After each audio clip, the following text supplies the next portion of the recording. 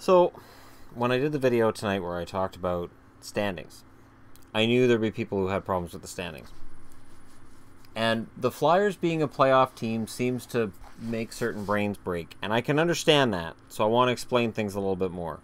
I like what the Flyers are doing. I like Hextall's vision. I think it's a good idea to focus on defense. I think they've upgraded in a lot of areas. Let's get into that.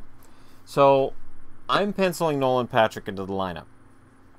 Now, you're going to look and say, oh, he's number 2 center. That's crazy. Here's the thing. They've got a lot of centers in their lineup. They got a lot of guys who are natural centers. The Flyers are going to be dangerous this year because I think they're going to have a number of lines who have at least 2 guys on them who can play center. So you wave one guy out, the guy coming in can still take the draw. That's key. Secondly, I think the Flyers are going to roll 4 lines. That's why I've just got guys all over the place. I got Wheel with Patrick and Konechny because why not? Young line. They can drop to third. Filppula, Couturier, Lehtera. They could be your shutdown line, but Raffl, Lawton, and Weiss. Or Weiss.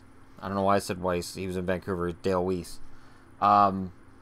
These guys are capable. Raffl can move up. Filppula can move down. Wheel can move down. Wheel's going to get his shot at the start of the year to play anyways. And Simmons, Giroux, and Voracek are up here because they're the best players. Obviously, one of these guys can drop down. Somebody else can move up. There's a lot to like with the forward group. The defense is tricky. I will give you the defense is tricky, and I've just basically gone through and said, all right, Ghost and Provorov are your keys. They're your young guys. The odds of one of them struggling, it's there. Young defense, you're looking at that. Sanheim, I think by looking at his American Hockey League stats, he's ready. I think he's ready to come up and play. And Morin's ready to play. And what's interesting is, left D, right D, I got them in the right spot. I looked all that over. The interesting thing is, of course, Morin is your defensive defenseman, and Sanheim is more of the offensive type. And that's what you want. You want them to be opposite-handed, and you want somebody who's going to play the offense and somebody who's going to play the defense. Sanheim can be an option on the power play. Ghost, Provorov, Sanheim, you're all right.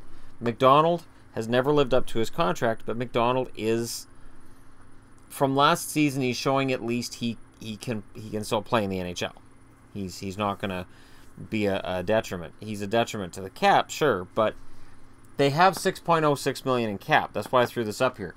This right here is why Markov is being linked with Philly. Even though Philly apparently wants nothing to do with him and Philly hasn't talked to him, if Markov signed in Philly, that's huge. I have Manning sitting down here at 7th. Why? Why, you might ask? Morin and Sanheim are both, lower down on the depth chart than Manning from last season. So why do I have them ahead of him? Because I think Brendan Manning has to be out of the lineup. Manning is another suspension waiting to happen. He's a distraction waiting to happen. And I honestly think the sooner that Philly does a Zach Ronaldo with this guy, the better their defense is going to get. Sometimes that shift disturber is not worth it. Sometimes he's more of a distraction than he's worth. Now, here's the trick.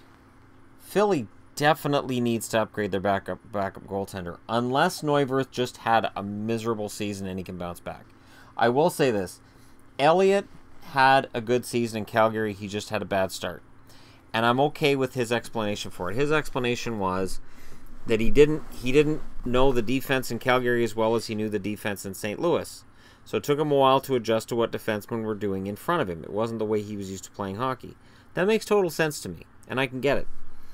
Elliott is a better goaltender than his stats in Calgary showed. He is not as good as his stats in St. Louis showed. He's somewhere in between. But I do think he's an upgrade over Mason. I think he'll be more steady than Mason or Neuwirth, certainly. If Elliott plays 60 games and he can stay healthy and consistent, and if Neuwirth's held to 20, maybe 25 games, 20 of them being starts and 5 of them being relief appearances, Neuwirth could potentially be solid too. I think Philly's going to score goals. Giroux's due for a bounce-back season. Giroux's due for a good season. He has to have a really good season somewhere along the way here. Like, the level he was at when he was against Pittsburgh in the playoffs, and I've mentioned this before, was just awesome. And I haven't seen him reach that level, again, not consistently. I love Voracek. Jakub Voracek is a very good player. His consistency is, I mean, you know, not this past season, but the year before, 15-16. He had such a fantastic first half. That may have raised the bar a little bit too high for him, but he's a very good forward. And I like Simmons, and Simmons is a love or hate him kind of guy. But most of us seem to love Simmons. And I find it funny that anytime there's a rumor about trades with Philly, you go on any message board where it's, you know, oh, who could we get from Philly? Simmons is the name that always comes up. The reason Simmons always comes up is because he is their power forward. Why in the world would they even think of trading Simmons? They won't. They just won't. I'm not a fan of Philly. I'm not. I haven't been for decades. I was on the fence until there was a series between Philly and Montreal, which is likely the reason why where players come onto the ice, it's now covered with tarps, because the City of Brotherly Love decided to pelt Montreal Canadiens players with whatever crap they had in their hands at the time, and it was ugly. And you had Montreal fans flipping off the Philly, or Montreal players flipping off the Philly fans throwing stuff, and that left a bad taste in my mouth as a kid. So before anybody says, well, you're cherry picking and you're putting all Philly fans together, no. It's what I saw on TV as a kid, and it kind of stuck with me a bit. And they're not a team I get behind. So me saying they're in the playoffs, and then me also saying I don't think Boston's over here. Me also saying Boston isn't going to make the playoffs, and then seeing comments where people are like, he's playing favorites.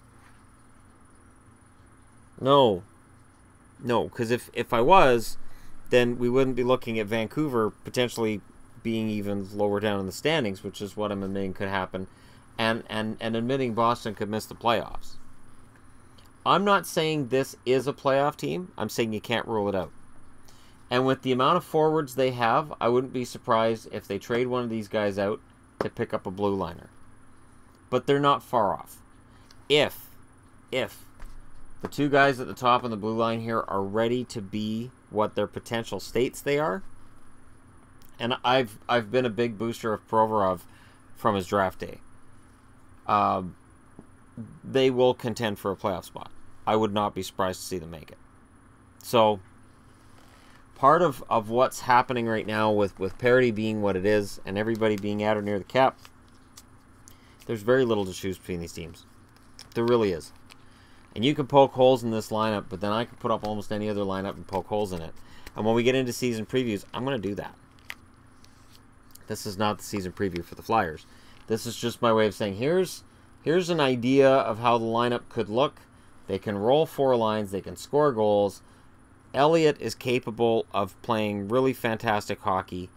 Maybe Neuwirth can have a bounce-back year. If not, maybe Stolarz comes in as the backup, and Philly's set and Neuwirth gets waived. And I could see Stolarz being the backup, Neuwirth getting waived and playing in the American Hockey League, because I can't see anybody picking up his cap hit. The blue line, yeah, there's work that needs to be done, but man, there's parts to like here. I've loved the picks of Provorov and Sanheim since they were made. And Ghost is, I know he got scratched last year. This is part of what happens with younger defensemen. You've got to learn, and sometimes you've got to learn through failure. So, you know, watching a few games when he's young is going to help him when he's older, if he really takes it to heart, if he really pays attention. So let me know what you guys think in the comments section below. I know I took some flack for Carolina being in there too, and I have no problem explaining that one as well. And that one I may very well do on this weekend. Of course, keeping in mind I'm going to start doing the season previews anyways. So I can definitely justify putting a team in or out of the playoffs, because what I did tonight, that was me spitballing. And I'm going to put my feet to the fire and say, all right, this is my 100% bona fide prediction. But what's interesting is, even in the comment section for the video I did about who's in and who's out of the playoffs, almost nobody agrees with each other, because teams are very, very close. And it's going to be very interesting to see where things turn out. So let me know what you guys think. Thank you very much for watching, and I'll talk to you guys again tomorrow. Yes, I will be talking to you guys tomorrow. Why? This is my domain. And, you know, I am very very much aware of how how much this channel can grow.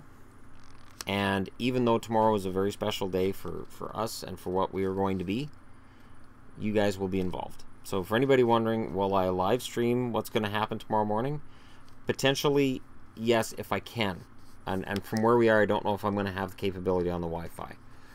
If I do, I'll give you guys the time and stuff tomorrow. So watch this video tonight. Enjoy it. I'm sorry for people on the East Coast and West Coast. This is really late. In the morning, I'll be doing another video before we head out. Until then, thank you very much for watching. You guys are the best. And I'll talk to you again tomorrow. Seriously, I will talk to you again tomorrow.